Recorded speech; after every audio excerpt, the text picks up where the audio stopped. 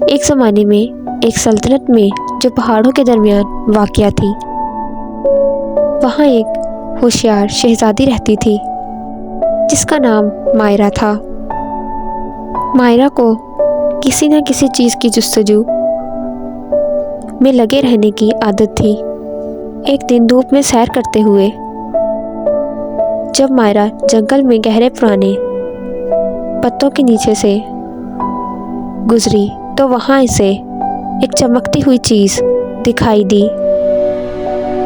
اس نے ان پتوں کو ہٹا کر جب دیکھا تو وہاں ایک چمکیلا سونے کا پتھر نظر آیا۔ مائرا کی آنکھیں اس حیرت انگیز خزانے کو دیکھ کر حیران رہ گئیں اور وہ بہت خوش تھی۔ وہ سونے کا پتھر اپنی سلطنت میں لے آئی اور اس نے سوچا کہ وہ اس سونے کے پتھر کا استعمال کس طریقے سے کرے گی۔ راستے میں وہ مختلف گاؤں والوں سے ملی جو سونے کے پتھر کو دیکھ کر حیران رہ گئے۔ کچھ گاؤں والوں نے اسے وہ پتھر فروخت کرنے کا مشورہ دیا، جبکہ دوسروں نے اسے اپنی خاندان کی یادگاری قرار دینے کی سفارش کی۔ مگر مائرا کا خیال تھا کہ وہ اس سونے کے پتھر کو خود کے لیے رکھنا نہیں چاہتی، بلکہ اسے اپنے سلطنت کے پورے گاؤں کے لیے فائدہ مندی کے لیے استعمال کرنا چاہتی ہے۔ اس نے گاؤں کے بزرگوں کے پاس جا کر پتھر کا استعمال بڑھانے کا اقتراح دیا۔ اس نے بزرگوں سے کہا کہ وہ اس پتھر کو بیچ کر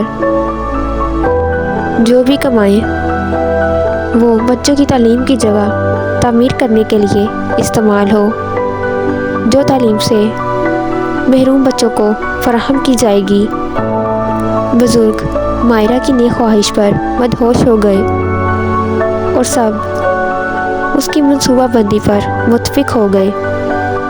اس طرح انہوں نے پورے گاؤں کی مدد سے اس سونے کے پتھر کو فروخت کیا اور حاصل کی گئی رقم کو ایک خوبصورت اسکول کی تعمیر کے لیے استعمال کیا۔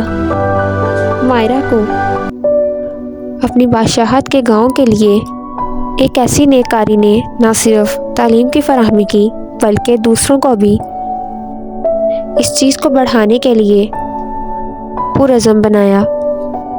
اس دن سے سونے کا پتھر شہزادی مائرا کے گاؤں میں عطیہ اور معاشرتی دلچسپی کی علامت بن گیا، اور جب بھی کوئی سونے کے پتھر کے بارے میں پوچھتا، گاؤں والے فخر سے اپنی نیک شہزادی کی کہانی بیان کرتے۔